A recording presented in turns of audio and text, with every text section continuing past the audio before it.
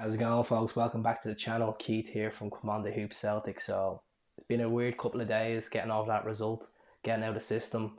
The boys are in Dubai. There's been a lot of scrutiny, criticism among fans, among the media about them being in Dubai. Let's just get it straight. They got approved by Scottish authorities prior to this in November, before the lockdown approached on Monday. They need to go to the boy to get their heads together. If there's this Celtic fans that keep commenting on pages saying, yeah, it's still not over, still have a belief, let them go to the boy, let them get the high intensity training together, let it get to full steam, come back on Monday, beat Hibs, play the games in hand, and let's see what we have. In my eyes, I think it's over. Realistically, I think it's over. I think it was a last shot. Last Saturday, we played really good until the sending off. There's a big gap there. Yes, we will close the gap with our games in hand, but is it enough to go into the next Glasgow derby and be characters and actually win the game? That's the big question. Rangers can drop points. Anything's happening in football. Well, we'll have to see. I just want to say it's been 9 remarkable years of supporting Celtic overall. Like nine leagues, quad trebles, fantastic players came through the youth system, sold them for good money like Tierney. McGregor still playing absolutely phenomenal. James Farrs was a big part of the nine in a row. He's been an unsung hero. Brown was a phenomenal captain. Fraser Foster done quite well his 3 terms at the club. Wanyama was a fantastic. Charlie McGrew was fantastic. Hooper, Griffiths, Stokes, Dembele, Sinclair, players that will stick out to you. Ledley, I know Paddy Roberts as well. Some people might say Armstrong. I really enjoyed watching Celtic the last 9 years, and I can't wait to keep watching for the rest of my life. So, if we don't win it this season, it's not the end of the world. We still have a Scottish Cup to compete in. We still could get a trophy. In Celtic fans' eyes, the the main one was the bread and butter was the league, but we haven't lived up to the levels.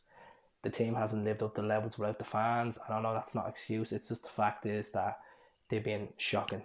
Getting knocked out of Europe, losing the 2 Glasgow derbies, getting embarrassed in the Europa League group stages, it wasn't good enough.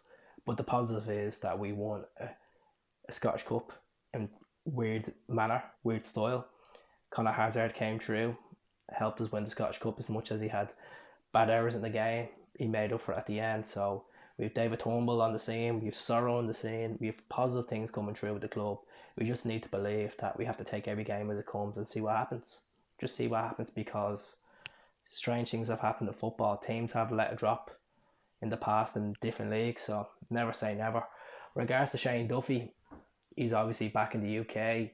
Family circumstances, I don't know what's going to go on. I don't know if he's going to leave Celtic. The club have came out and said that that they're keeping him to the end of the season. He's been heavily linked with a move to Nottingham Forest to go back with Chris Hughton that signed him to Brighton 2.5 years ago from Everton. It could happen. Personally, I think it just hasn't worked out. We all know the loan move hasn't worked out for him. He scored 3 goals, got the Ireland captaincy last season. He's been awful in Europe. He's been awful domestically. He just hasn't been the Shane Duffy that we're all expecting to be. And I feel sorry for him, losing your father, going through a pandemic. It's just his mental health hasn't been there. So if he moves on, I wish him the very best. Unfortunately, the deal hasn't worked out. Do I think he could come back and bounce back as a player? I'm not that confident about it. I just think his head's not there. I think he needs to take a break from football in general. I think 2 or 3 months will do him to get him back to the level that he should be at. Definitely. I think I'd like to see him move on. I think we need to strengthen in the market. We need to get 2 centre backs in. If it's domestic centre backs we're looking at, like the likes of Gallagher, or if we're gonna get right back McDonald, go in the league, go for someone else, because we're gonna need another right back. Al Hamid's on his way out. He's not happy at Glasgow. He misses personal circumstances as well, and it's down to just being lonely. It's the boys are not gelling in Lennoxtown. They're not getting the 1v1, and that's why the Dubai trip was crucial, to go there, get them interacting, getting them close to them, bonding as a team. We've came back previous times from Dubai, from teams being on top and bounce back and win the league. So never say never in football. I just think a lot of people need to lay off the gas and stop being so negative Nancy's about it, because it could be a positive thing. As I said, we could hit the ground running on Monday, beat Hibs. People might feel it's too late. I'm one of them people that has that in my head that it could be too late now. it's enough damage done with the table. Games at hand, but I don't know if it's still enough to get back in contention. We'll have to see. Edouard could be gone by the end of the month. Christie could be gone. Oyer could stay till the end of the season. Fingers crossed, he's been great. Nicham could be gone. Look, we all not want Olivier and Nicham gone. Tom Rogers, it's going to be a rebuilding structure for Celtic in the next 6 months. I could see about 6 to 7 players being gone for the club, and then we have loan moves as well. Laxall to be gone. Mohamed Anusi. Will Barkas stay at the club? Will Conor Hazard be number one?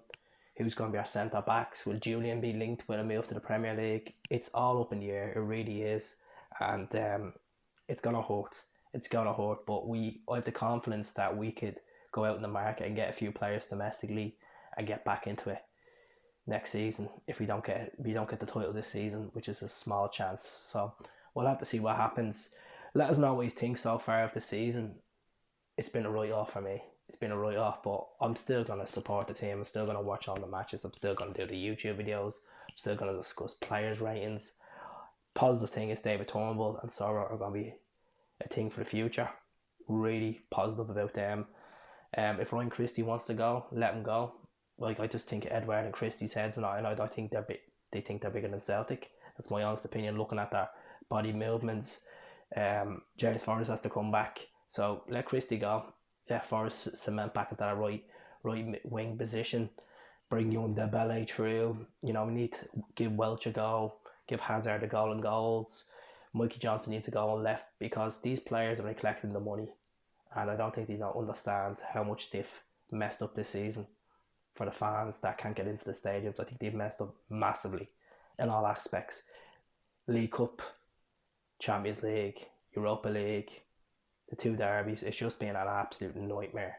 But we still put our heads up high and say, you know what, 9 glamorous years, it's been absolutely amazing. You're not going to see that with any other football club winning 9 titles in a row, doing quad trebles, doing the parades, fantastic Celtic way, putting on these shows in the hydro, absolutely amazing. It's just been absolutely fantastic. So let us know what you think, and hopefully 2021 brings up more success for us on the pitch.